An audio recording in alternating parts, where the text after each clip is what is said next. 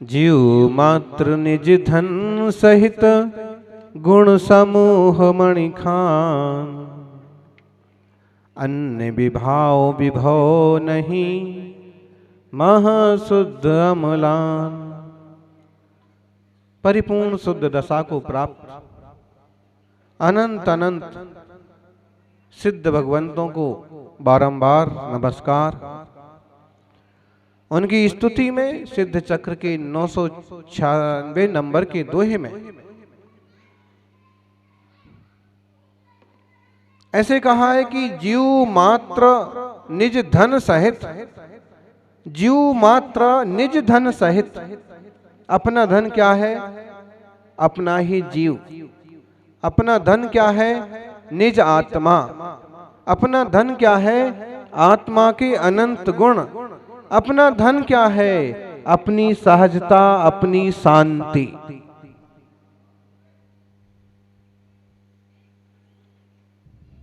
इतनी समझ ज्ञानी भाग्यवान जीवों को प्राप्त होती है। जीव मात्र जिन निज धन सहिता, गुण समूह मणि खान। गुणों के समूह का, मणियों की खान है यह आत्मा। अन्य विभाव विभव नहीं, विभाव रूप कोई अन्य विभव धन संपत्ति जिनके नहीं है, रुपए पैसे नहीं है।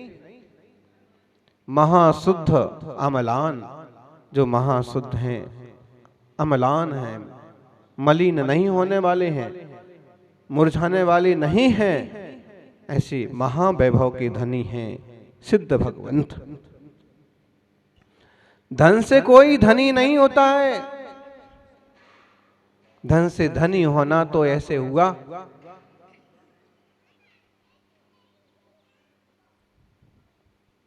धन से धनी होना तो ऐसे हुआ कि दूसरे की उपाधि से अपने आप को महान कहना।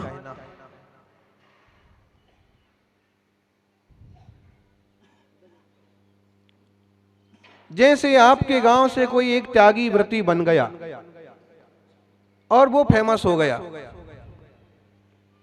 अब आप कहीं भी जाते हो, परिचय देते हो तो उनका ही परिचय देते हो।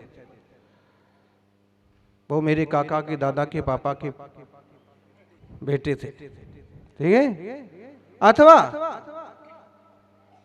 गुरुदेव सन्मति सागर जी महाराज यहाँ रहे, उनने कठिन तपस्या की, लोगों को धर्म मार्ग में लगाया और लोग अब इस ढंग से जानने लगे कि आप कहीं भी जाओ और वो पूछे कौन से गांव से आए और आप अपने गांव का नाम बताओ, तो सामान्यतः आपके गांव का नाम सुनकर के लोग कुछ भी समझते नहीं कि कौन सा गांव है, बल्कि कहीं कहीं तो ऐसा और बोलने लगे, नरवाली बोलो तो नलवाड़ी, असम का एक बड़ा शहर का नाम लेते हैं। फिर उनको बताना पड़ता है कि नहीं, जहां आचार्य श्री सन्मति सागर जी ने 2002 का चतुर्मास किया था, तो तुरंत ध्यान में आता है तीर्थ यात्रियों को भी क्या अच्छा अच्छा। तो ये ऐसे हो गया कि दूसरे के नाम से, दूसरे के धन से आप अपने आप को अमीर सिद्ध कर रहे हैं, अपनी पहचान बना रहे हैं। लेकिन आपकी अपनी पहचान धन से नहीं है, आपकी अपनी पहचान स्वधर्म से है, स्वचेतना से है। धन से धनी नहीं हो सकते हैं कोई, कितना धन एकत्रित हो हैं। कल तक अंबानी आगे थे, आज से अडानी आगे हैं। कल कोई दमानी आ जाएगा, परसों कोई कवाड़ी आ जाएगा। संसार से धन के मामले में कौन स्थिर रहा है? इसलिए धन का गुरूर भी नहीं करना और धन का दुरुपयोग भी नहीं करना। ये साधन है धन। एक तपस्वी सम्राट, कहिए तपस्वी सम्राट के दादा गुरु अंकलिकर आचार्य आदि सागर जी महाराज एक पेड़ के नीचे ध्यानस्थ बैठे हुए थे। कई सारे भक्त आके बैठे हुए थे और तभी एक धनपति ने आकर के, लोग अपने अपने हिसाब से कुछ चढ़ा रहे थे, तो उन्होंने आकर के भी सोने की एक मुद्रा चढ़ा दी। महाराज ने कहा कि मैं क्या करूंगा इसका, इसे यहां मत रखिए। सेठ ने कहा, सेठ तो सेठ होता है,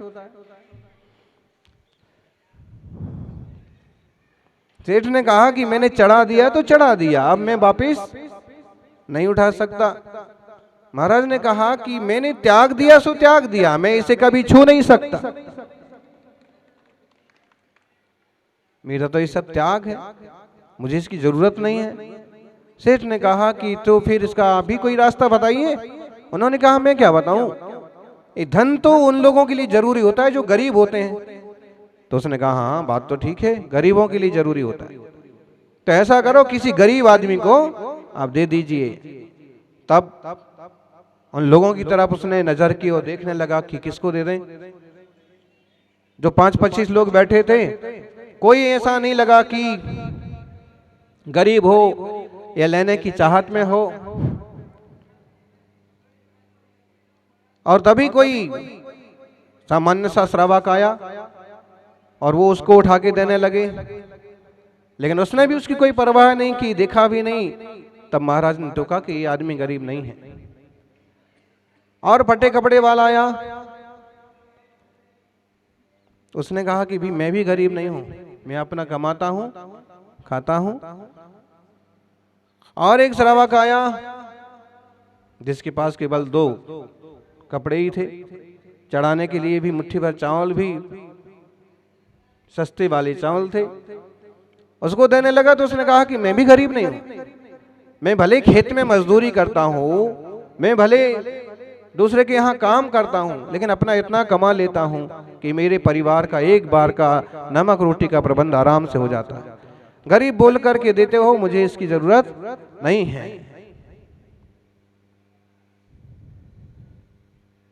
फिर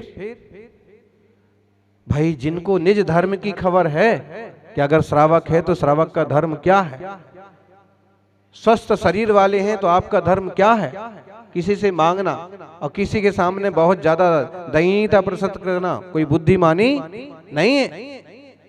और दूसरी बात, जिन श्रावकों ने, जिन मुनिराजों ने, जिन श्रमणों ने निज शुद्धात्म तत्व को जाना है, उनके लिए बाह्य धन महत्व नहीं रखता है। आप कहोगे श्रावकों को तो रखता है, फिर भी मुनिराजों को, अब जिन्हें खबर ना हो, चाहे भी श्रावक हो चाहे मुनि हो, बटोरते ही फिरेंगे, उसका कोई इलाज नहीं। तभी क्या हुआ, छोटी सी रियासत का, पड़ोस के राज्य का एक राजा अपनी सेना की टुकड़ी के साथ वहां से निकला। शायद वो कहीं से कर वसूलने या कहीं से टैक्स लेने के लिए, मुकाबला करने के लिए, जीतने के लिए, धन बटोरने के लिए जा रहा था। बिगुल वगैरह भी बज रहे थे। और तब सेठ को इशारा किया महाराज ने कि जाओ ये मुद्रा इस राजा को देके आओ। सेठ ने कहा कि ये तो राजा हैं, बहुत अमीर हैं। मैंने कहा कि मैंने कहा ना जाओ देके आओ, मैं कैसे जाऊं? धैर्य रखो, शायद दर्शन को आएगा तब दे देना। मुनिराज तो हमेशा राजा महाराजाओं से पूजित रहे हैं, और जिन भी राजा महाराजा चक्रवर्ती मंत्रियों को खबर रही कि तपस्वी हैं, मुनि हैं, वीतरागी संत हैं, वो कितने ही बड़े शक्तिशाली सम्राट हों, वंदना के लिए हमेशा चरणों में झुकते रहे। उस तरफ महाराज जी का प्रभाव था, राजा को भी मालूम था कि ऐसे ऐसे महान तपस्वी संत हैं। और तभी मंत्री वगैरह ने भी इशारा किया कि देखिए अब वहीं बैठे दिख रहे हैं, पेड़ के नीचे शायद धर्म सभा उनकी लगी हुई है, तो आप जाते जाते एक बार दर्शन करते जाएं। ठीक है, दर्शन करने पहुंच गए, वंदन किया। तब महाराज ने कहा कि स्वर्ण मुद्रा उठा करके आप राजा को दे दीजिए। राजा को दे दी। राजा ने कहा कि मेरे लिए क्यों, मुझे चढ़ाना चाहिए आपके चरणों में। उन्होंने कहा कि आप चढ़ाएं ना चढ़ाएं, लेकिन इसके पीछे एक कहानी है। क्या कहानी है? इसके पीछे एक कहानी है कि ये कहता है कि ये सबसे गरीब आदमी को देना है, और अभी तक जितने लोग आए मुझे कोई ऐसा लगा नहीं और किसी ने स्वीकार नहीं किया कि वो गरीब है। तो राजा हक्का बक्का रह गया कि मैं यहाँ आया था कि आशीर्वाद मिलेगा, यहाँ तो अपमान जैसा महसूस हो रहा। इसका मतलब कि हाँ, मतलब सही है, तुम सबसे गरीब आदमी, तो मैं सबसे गरीब आदमी हूँ। कैसी बात करते हैं महाराज, ये सारा साम्राज्य हमारा है, जहां आप विराजे रियासत मेरी रियासत में आता है, मैं आपका सम्मान करता हूं, लेकिन आप मुझे इतना गरीब तो मत कहिए कि किसी की एक स्वर्ण मुद्रा के लिए मुझे हाथ फैलाना पड़े। उन्होंने कहा बिल्कुल। राजा ने सुन रखा था कि आध्यात्मिक संत हैं, रहस्यवादी संत हैं, और सच्चाई के मामले में कभी झुकते नहीं हैं। अब ऐसे तपस्वी से क्या मतलब जवान लड़ाई। फिर भी कहा मैं बहुत अमीर हूं, ऐसी करोड़ों मुद्राएं मेरी भंडार में पड़ी। उन्होंने फिर महाराज जी ने कहा कि राजन, आप अमीर होंगे, समृद्ध होंगे, करोड़ों स्वर्ण मुद्राएं होंगी, बहुत अच्छी बात है, आशीर्वाद है कि आपका राज फले फूले, सारी जनता सुखी रहे। लेकिन मैं पूछता हूं कि अभी आप किधर चले? उन्होंने कहा बस आसपास के कुछ लोग हैं जो टैक्स नहीं दे रहे हैं, कर नहीं दे रहे हैं, और काफी समय से सामंतों ने जाके भी कोशिश की तो भी उगाही नहीं हो पा रही है, इसलिए खुद ही जा रहा हूं, वसूल के लाऊंगा। उन्होंने कहा कि इसीलिए आपको जरूरत है, आपको जरूरत है, इसलिए शुरुआत यहीं से कीजिए। किसी को मार पीट करके, किसी की जान लेकर के भी आप रुपया बटोरने के लिए जा रहे हैं, सोना बटोरने के लिए जा रहे हैं, इसका मतलब है आपसे ज्यादा गरीब आदमी कोई नहीं है। एक खेत में काम करने वाला किसान भी किसी की जान लेने के लिए नहीं जाता है, तलवार लेके नहीं जाता है, हल लेके जाता है, सेना लेके नहीं जाता है, मजदूर लेके जाता है। तुमसे ज्यादा गरीब कोई नहीं है। कहते हैं राजा की आंखें खुल गईं और उन्होंने कहा कि मैं ऐसे अनुचित आक्रमण नहीं करूंगा, मुझे क्षमा करें। सोने की मुद्रा वहीं की वहीं पड़ी रह गई। राजा की भी आंखें खुल गईं, सेठ की भी आंखें खुल गईं। निज धन बाहर का धन नहीं है। कोई भी हो, जो जो जीव राशि है, किसी भी धर्म में जन्मे, किसी भी जाति में जन्मे, किसी भी गांव में जन्मे हो, और यहां तक कि पशु पंछी क्यों ना हो, तो भी जानना देखना ये हमारा स्वभाव है। आनंद और सुख ये हमारा स्वभाव है। जब आनंद सुख हमारा स्वभाव है, इसीलिए उसको पाने के लिए, उसको पूरा करने के लिए हमारी भागदौड़ चलती है। आदमी क्या समझता है कि मैं ऐसा करूंगा तो मैं सुखी हो जाऊंगा, मैं ऐसे रुपए कमाऊंगा मैं सुखी हो जाऊंगा, मैं शादी कर लूंगा मैं सुखी हो जाऊंगा, मैं किसी से चिपक जाऊंगा मैं सुखी हो जाऊंगा, मेरे पास धन संपत्ति होगी मैं सुखी।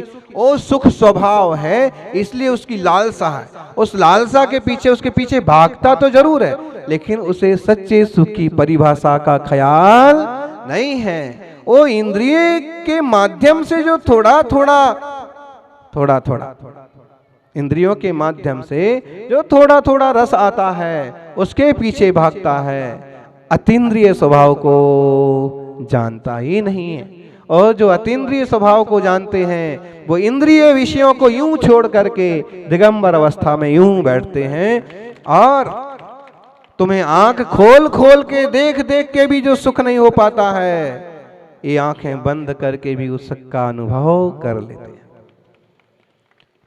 तुम खा खा करके भी, तरह तरह के व्यंजन चबा चबा करके भी जो सुख नहीं पा सकते हो, वो तपस्वी सम्राट केवल मट्ठा पानी लेकर के भी उससे भी कई गुना सुख का, वो मट्ठा पानी का सुख नहीं है, वो तो केवल शरीर के लिए थोड़ा सा ईंधन है।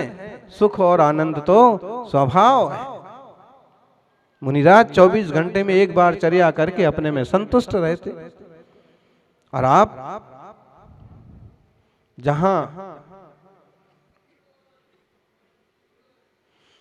जहां दिखी तवा परात वहीं गुजारी सारी रात।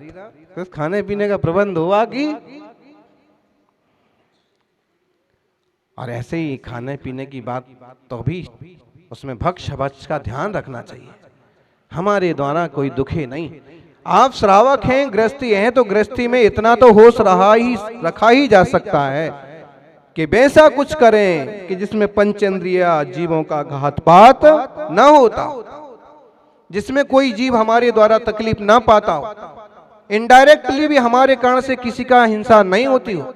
बाजार की चीजें खा रहे हैं, पैकेट बंद, उसमें कौन कौन से एसेंस पड़े हैं, कौन कौन से जानवरों के अंश पड़े हैं,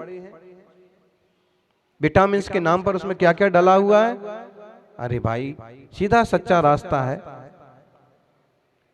पंचेंद्रिय विषयों से पार आप न हो पाओ तो भी समझ तो पैदा कर लो कि पंचेंद्रियां स्पर्शन रसन घ्राण चक्षु कर्ण हैं, ये खिड़कियां हैं। देखिए, अंधेरी रात है, आपने बल्ब जला रखे हैं, छोटे छोटे 5 बल्ब जला रखे हैं, इस कमरे में, उस कमरे में, इस कमरे में, उस कमरे में 5 बल्ब जला रखे हैं। कितनी लाइट होती है? जैसे जला रखे होंगे, 0 वाट के हैं तो 40 वाट के हैं तो वैसे 100 वाट का जितना है तो वैसी लाइट होगी, लेकिन वो इतनी होगी कि आपके घर या घर के आसपास ही होगी। आप कहेंगे हमारी जो लाइट है वो पूरे बागड़ में हो, ऐसा पूरे भारत में हो, ऐसा नहीं होगा। हाँ, कोई सिस्टम भी बनाएंगे और फैला देंगे लाइट, तो भी उसकी अपनी एक सीमा होगी, मर्यादा होगी। आत्मार्थी सज्जनों, जैसे छोटे छोटे बल्ब आपको थोड़ी थोड़ी लाइट देते हैं, ये छोटे छोटे बल्ब हैं हमारी आँख, कान, नाक, मुंह, इनसे हम थोड़ा थोड़ा जानते हैं, थोड़ा कोई स्वाद लेते हैं, थोड़ा कोई आराम लेते हैं, थोड़ा कोई देखते हैं, थोड़ा कोई चखते हैं, और हम ऐसे बेवकूफ समझ लीजिए कि उसी में मोहित हो जाते हैं। जब सूरज उदित हो गया है तो आप बल्बों के पीछे लगने की बजाय सूरज की लाइट में काम करो ना। आज तक अज्ञान बस पंचेंद्रियों के चक्कर में पड़े रहे, आज जब जिनवाणी का सम्यक ज्ञान का सूरज उदित हो रहा है, ऐसे में आत्मा स्वरूप से आनंद लेना चाहिए। क्षण भर को खुद का विचार करना चाहिए। इसलिए धन के पीछे भागने की बजाय जो निज धन है, चेतन धन है, उसका कुछ ख्याल करेंगे, जीवन में शांति सुकून बढ़ाएंगे और सहजता की संरक्षा करेंगे। जय बोलिए 24 तीर्थंकर भगवान की।